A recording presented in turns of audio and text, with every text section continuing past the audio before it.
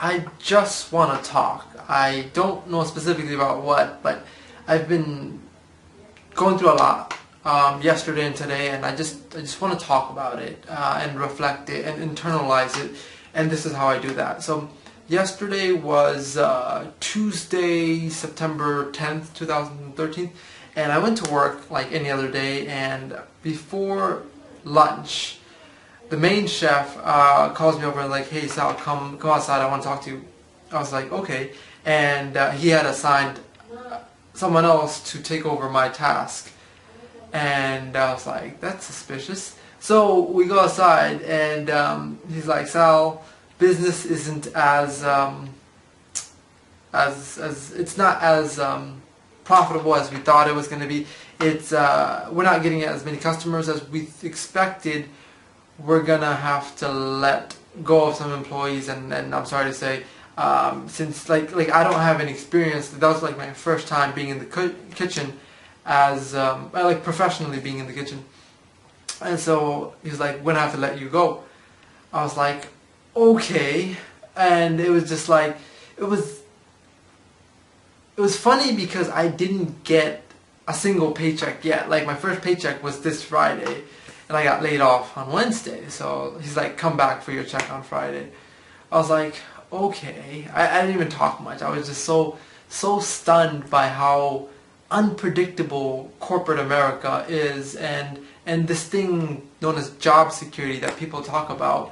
And it's just, there is no security in it. There's no safety. There's no nothing in it. And so I went into the parking lot, and it was in this garage. So I was on like the second floor, and I just sat on the trunk of my car, and I was just like, I just sat there and I thought, I just was thinking about, life, and just like how this is such a low point in life. Like other than that, like I have no, because I'm running on reserves, and that I thought, this position as a cook would ameliorate my situation. But even before my first paycheck, I got laid off, and I was just like getting depressed. And so I was like, you know what, I'm going to turn this into an opportunity to make the most, or just devote more into my businesses, more into, like, just turn it into something productive. Now it gives me time to learn cooking at home, or finally, go to the gym as I wanted to, or do other productive things. So I was like, I'm not going to sit around and be depressed over it, and do something. But I was like, I need funds. Called my brother. I'm like, "Hey, remember you said that you would give me funds if it was for survival?" And he's like, "Yeah."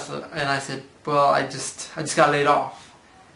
And he's like, "I'll send you some money."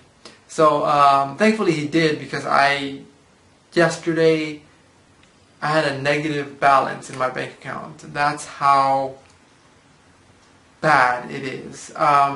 Not to mention my credit cards, which I opened another one. They're both maxed out. Been just running on loans and awesome friends. So I go home, and as soon as I come home, I see a flat tire. So I have a flat tire, which I was like, wow, that's gonna be like $50. I don't really have $50 to spare, and I was just like, I was depressed over it. So I took Sammy to the park, and it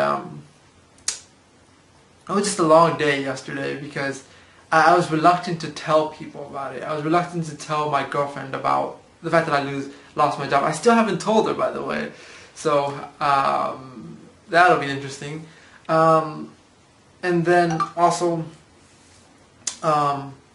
and then I came home. And then later that night, I talked to my business partner, Vince, and he was just saying, how scary it is, having like $100,000 job, and next week, and you have like a lifestyle centered around that salary, and at any moment, like, you could be fired. And then how do you find another $100,000 job to supplement your family, or your living expenses the way you used to? How do you find a $100,000 job, like, as soon as you get fired from one?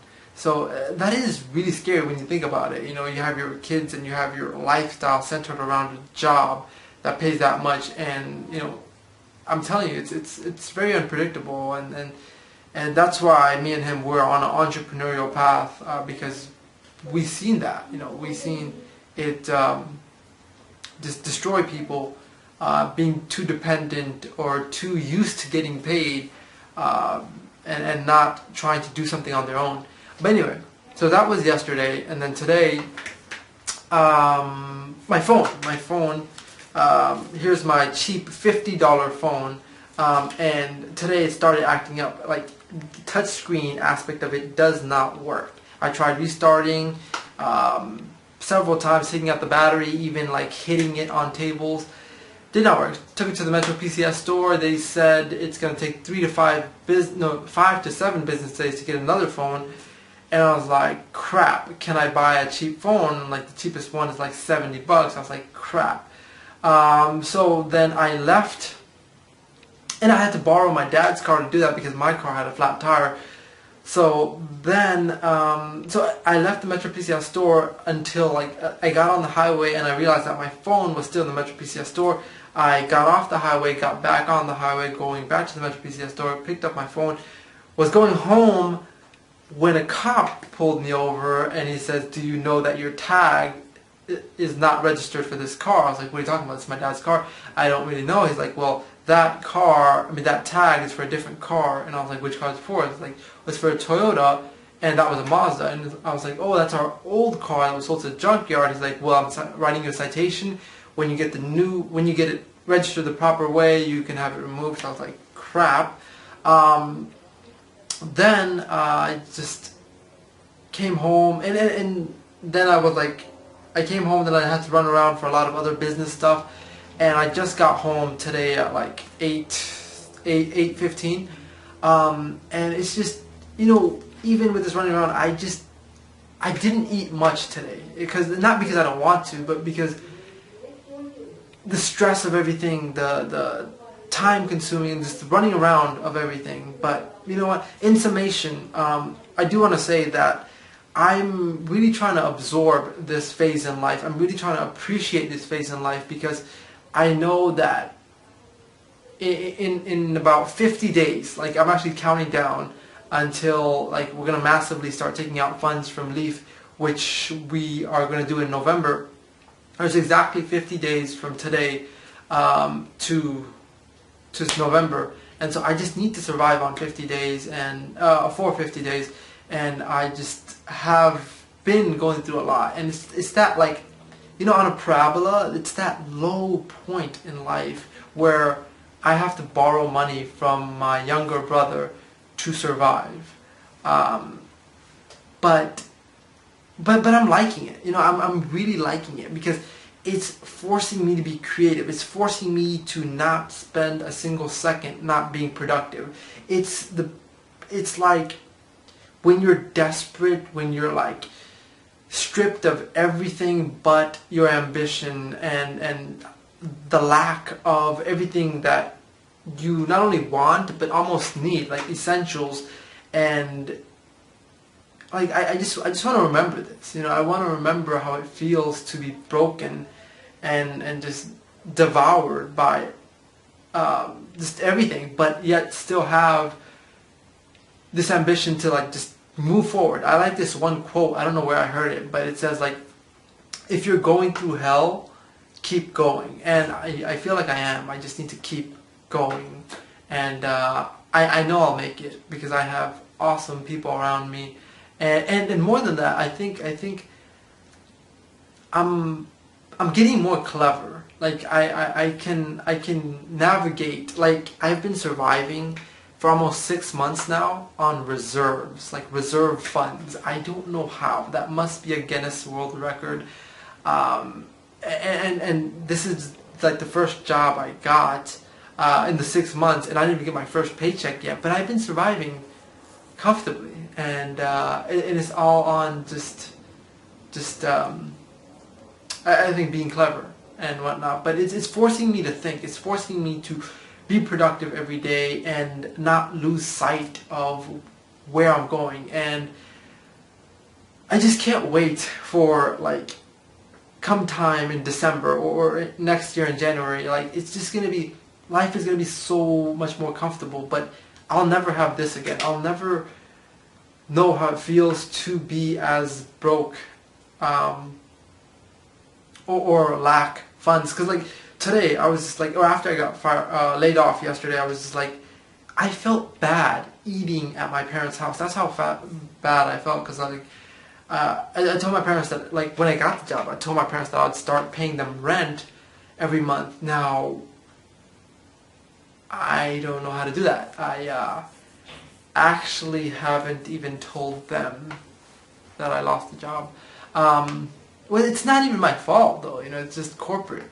But anyway, like I said, I just feel guilty for not being able to be, I'm the person that's supposed to be everyone's resource, but right now it's reversed. Everyone is generously and like just being helpful. Everyone is being helpful, and that's something that I will not ever forget. And so I just wanted to capture this moment in life that is, I would say, the lowest point in my parabola to success. But like I said, the ambition is like, you know, when you take away all of the light in a room, the candle from a dimly, or the light from a dimly lit candle is the brightest, and that's how my ambition feels right now. I've been stripped away of a lot, and all that shines is the ambition to make it, and that's what I'm living off of, not any sort of financial, like I just, all I eat and breathe right now, more than anything, is just ambition. I'm not scared of being in this position. I actually kind of, in my own way, enjoy it. I find it beautiful. I find it, I'm almost thankful to be in this position because it just invigorates ambition. And so that's all I want to share. I had to capture this for myself because it just, it's a weird time in life. It's a weird time in life.